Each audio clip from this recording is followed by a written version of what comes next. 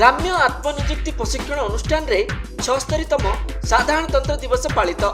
गजपति जिला पालाखंड यूनियन ग्राम्य आत्मनियुक्ति प्रशिक्षण अनुष्ठान द्वारा 76तम साधारणतंत्र दिवस पालन करा श्री तिमन बरा डीपीएम एवं समस्त आरसीटी डोमिन्स स्किल ट्रेनर तथा यही कार्यक्रम रे जिलार विभिन्न ब्लॉक रो 35 जन महिला सिलाई शिक्षा लाभ करुवा प्रशिक्षार्थी तथा पुरातन महिला उद्योगी माने उपस्थिति रे पताका उत्तोलन करा जायतिला।